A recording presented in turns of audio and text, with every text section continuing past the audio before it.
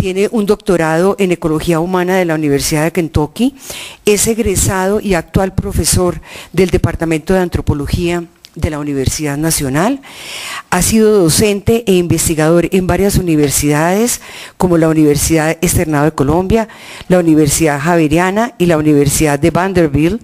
Actualmente es el director del Instituto de Estudios Urbanos de la Universidad Nacional de Colombia y es miembro técnico del Comité del Foro Nacional, del Comité Técnico del Foro Nacional Ambiental. Bienvenido, profesor Ardil. Muchísimas gracias. Bueno, yo, como es apenas obvio, voy a hacer una presentación muy general de la relación entre la locomotora de vivienda de ciudades amables y el cambio climático, y voy a mostrar algunas generalidades de la política nacional y algunas ideas al final. En primer lugar, pues los economistas nos han enseñado que la ventaja de las ciudades es la aglomeración en general, y las economías de escala que se generan de localización y justaposición, centralidades, el ahorro del tiempo se pone como una de las importantísimas ventajas que habría que discutir, pero lo grave con el problema de las ventajas de la aglomeración es que no se pueden medir, y entonces forman más parte de esas cosas que uno tiene que imaginar que así son. Mucho más allá de la posibilidad de poder tener mediciones que demuestren que así son. Por el contrario, desde la perspectiva de los retos, la aglomeración sí es un poco más complicada, porque las ciudades consumen inmensas cantidades de energía, aire, alimentos, suelo, y sobre todo también una de las cosas más difíciles de manejar en las ciudades y en las aglomeraciones es el tema del gobierno. Es un gobierno que tiene unas dificultades muy grandes porque está en la mitad y no puede tomar decisiones por sí mismo, pues tiene unos limitantes por encima de mayor jerarquía y tiene unos limitantes por debajo también que le impiden tomar decisiones y que le limitan en gran medida la posibilidad de desarrollar programas plenamente. El otro problema es puramente relacionados con un organismo tan grande como la ciudad, pues la generación de desechos sólidos y líquidos. Vale la pena decir, el año pasado solamente se generaron 18 millones de toneladas de restos de construcciones y de escombros. Es esas palabras que uno nunca, esa y otra que no me acuerdo cuáles, se me olvidan. Desechos sólidos y líquidos, deforestación, y desde luego uno de los problemas más graves y que generalmente no podemos entender la magnitud, y que gracias a personas aquí presentes hoy hemos entendido, Sergio Gaviria, el impacto sobre los ciclos del agua. Al aumentar las necesidades de localizar y concentrar las fuentes de materias primas y materiales para construcción, infraestructura, áreas y mecanismos de sistemas de movilidad, etcétera. Y pues retos muy grandes para la salud pública. Ayer alguien hizo una intervención, pero el tema de la ciudad es un tema muy complicado en el manejo también de la salud pública, sobre todo cuando lo enfrentamos a cambio climático, y vamos a tener que ir pensando ya en una readecuación, una nueva reestructuración también de todos los temas epidemiológicos asociados a nuevas temperaturas y a nuevas pluviosidades, aumento o disminución de la lluvia.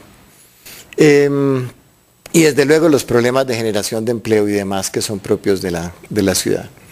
La idea fundamental, el reto fundamental, por lo menos desde la perspectiva mía, es el establecimiento y puesta en práctica de políticas públicas que contribuyan a mantener y a fortalecer la complejidad, la diversidad y la productividad sin que aumente el consumo y la destrucción de la naturaleza más allá de su capacidad de carga y resiliencia a los territorios de la aglomeración y de sus áreas integrales. Y vamos a ver ahora pues un poco la relación entre los planteamientos de la política nacional versus, voy a terminar con una presentación muy rápida que supongo que el alcalde lo va a hacer en más detalle, del Plan de Desarrollo Distrital de Bogotá.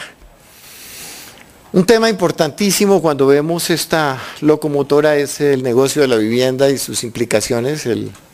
Las actividades en las ciudades generan el 85% del PIB, y han contribuido más del 50% a su crecimiento en los últimos 40 años, más de la mitad del PIB actual desde que vino Lachlan Kerry la última vez a hoy, ha sido casi el 50%, o más del 50%, con una concentración muy grande en las 4 principales aglomeraciones colombianas.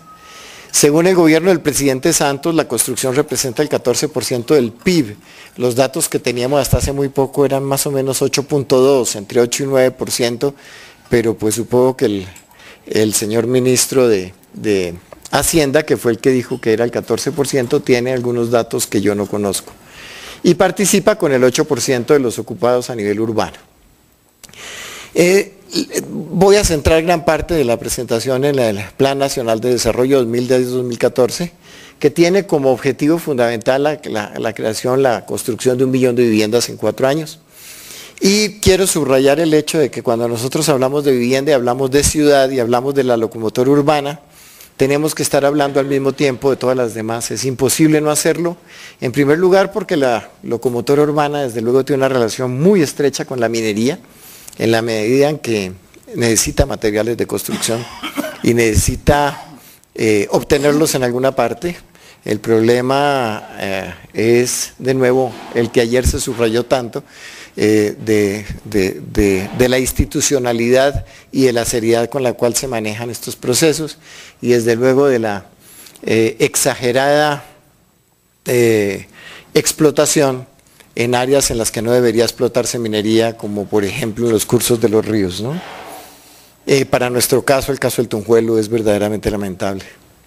En infraestructura, pues está el gran programa del actual gobierno, Caminos para la Prosperidad, que nos ofrece 2.100 kilómetros de dobles calzadas y 12.000 kilómetros de vías, la creación de la Agencia Nacional de Infraestructura, pero todo esto basado en un modelo carretero y ajeno a posibilidades del multimodalismo, con todas las implicaciones que esto tiene. Y desde luego, pues es importante mencionar el TLC y las presiones que el TLC genera sobre esa locomotora. El desarrollo rural, desde luego, fundamental para las ciudades, en primer lugar por las necesidades de abastecimientos de las ciudades, pero también porque destruyen suelos productivos para darles usos urbanos, que es lo que nos ocurre en la mayoría de las ciudades, las áreas periféricas. En la medida en que se generan procesos expansivos incontrolados, vamos disminuyendo las posibilidades de suelos de muy buena calidad, por lo general muy cerca de las ciudades. Y el otro tema es que reciben obviamente pobladores de las áreas rurales que no encuentran en las áreas rurales las posibilidades y la oferta que implica la concentración de recursos, capital, personas, en fin, que hay en las ciudades. Y por último, la otra, la de la innovación, que por excelencia la concentración del conocimiento y las condiciones para su reproducción las encontramos en las ciudades. Yo no podía dejar de mencionar este tema, lo voy a mencionar muy rápidamente porque nadie, creo que ni el doctor Vargas Lleras tiene todavía claro el tema, la oferta de las 100.000 viviendas gratuitas por año. Naturalmente, después de uno estar toda la vida diciendo que eso habría que hacerlo, cuando le dicen que lo va a hacer, uno no puede decir que está mal. Y ese es un problema gravísimo, porque no nos han entregado hasta el momento más que el titular. Y el problema grave es, precisamente, según el ministro de Hacienda, Juan Carlos Echeverry, la fórmula para construirlas es muy segura, porque lo que pretenden hacer durante 6 años se pagarán 600.000 millones de pesos por año, una vez el constructor entregue las viviendas. Y la idea es poner esos 600.000 millones de pesos y hacer una subasta por año para definir quién de los que participan en la subasta hace más viviendas con ese dinero. Eso en principio le genera a uno muchas preocupaciones, por lo menos preocupaciones, y creo que el tema va a ser difícil porque cuando uno se oponga a esto le van a decir que se está oponiendo a la construcción de la vivienda gratuita en el país. Pero creo que es importante verlo con mucho cuidado y esperar. Nos dijo ayer el señor ministro de Hacienda que el proyecto de ley está listo y que lo van a hacer público en una semana. Y eso también tiene implicaciones en lo que voy a seguir planteando, que tiene que ver con la costumbre de cocinar las leyes a escondidas y dárnoslas cuando ya no tenemos mucho que hacer en su discusión y en su construcción. Ese era un paréntesis, sigo con lo que traíamos desde el Plan Nacional de Desarrollo. Entonces el Plan Nacional de Desarrollo nos plantea como objetivos claves la consolidación del sistema de ciudades y de vivienda y las ciudades amables. Este campo es el de mayor desarrollo y dinámica de todas las locomotoras hoy en día. Es la consentida de las locomotoras, ¿no? Es la que jala y la que está produciendo muchísimo más que cualquiera de las otras hoy. Asume uno que obviamente la minería debería ponerse por encima muy rápidamente. La actividad inmobiliaria, sin embargo, es el objetivo principal de la política, y ese es el problema grave, porque claro, si toda la fuerza se pone en la actividad inmobiliaria, todas las decisiones e inversiones en vivienda, transporte, agua, saneamiento, estrategias de espacio público, construcción de urbanismo sostenible, en fin, vistas desde su impacto en los negocios inmobiliarios más que en otros ámbitos de la organización de la vida. Y ese es uno de los problemas fundamentales cuando estamos hablando de cambio climático y de la relación naturalmente con todos los temas ambientales que tienen que ver con estos desarrollos. La locomotora de la vivienda en las ciudades amables tiene un conjunto de estrategias definidas en el plan, que son básicamente 4. La primera es la sostenibilidad ambiental urbana. Ya tenemos informe del primer año, por lo tanto voy a dedicarle unos minutos ahorita. Fortalecimiento de la oferta y demanda de vivienda, le voy a dedicar menos tiempo hoy por cuestiones de tiempo, en el documento también lo hago muy rápido. Agua y saneamiento básico y transporte urbano y movilidad son las 4 grandes estrategias del Plan Nacional. Esas estrategias están al mismo tiempo conectadas con algo que ha ocurrido en los últimos años y es una avalancha y desde luego lo que ayer tantos plantearon, una también inseguridad normativa generada por esa avalancha normativa.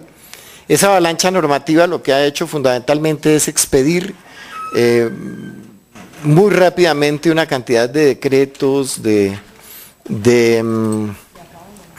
leyes y decretos leyes que tienen como objetivo fundamental, sin duda alguna, debilitar aspectos de la Ley 99 del 93 y de la Ley 388 del 97, facilitando las condiciones para el desarrollo de la industria inmobiliaria. Tienen, claro, adornos por todas partes, un lenguaje de necesidades insatisfechas, etcétera, etcétera, pero el objetivo, claro, cuando uno mira las leyes con cuidado naturalmente, es liberar a los constructores de las limitaciones que les imponen este par de leyes básicamente. Se han creado proyectos integrales de desarrollo urbano con 2 decretos, 1490 del 2011 y el 4821 del 2010. Se creó el Fondo de Vivienda, atendiendo fundamentalmente a los temas de las víctimas de la ola invernal, mediante esos decretos, el 4832 reglamentado por el 1920 del 2011. Se reconstruyeron los macroproyectos que habían perdido todas sus posibilidades el año pasado cuando habían sido de manera abusiva incluidos en el Plan Nacional de Desarrollo. Pero además de que han sido incluidos en el Plan Nacional de Desarrollo, lo que la gente normalmente no se dio cuenta, es que lo que decía en el Plan Nacional de Desarrollo es que se facultaba al presidente de la República para desarrollar proyectos de interés social, macroproyectos de interés social, no macroproyectos de interés social en vivienda, sino en cualquier campo donde él lo considerara, y pasando por encima naturalmente de todas las disposiciones constitucionales y normativas vigentes. Por eso se cae básicamente la normatividad que lleva los macroproyectos, pero es vivida a través de la Ley 1469 del 2011, que en realidad no tiene ninguna diferencia con el proyecto inicial. Y luego hay una feria de COMPES, que a nadie se le niega un COMPES en este país naturalmente, y hay una feria de COMPES también. Por ejemplo, hay un COMPES, el 3964, es un COMPES específicamente dedicado a un proyecto concreto, que es la renovación del CAN, que es la localización, se presenta como el proyecto de fortalecimiento de la institucionalidad en la ciudad, poniendo los ministerios todos en el CAN, pero financiándolo mediante un proyecto inmobiliario bastante interesante. Obviamente uno tendría ya en estos momentos simplemente que recordarle al gobierno que eso genera plusvalías y que hay que pagarle esas plusvalías a la ciudad naturalmente.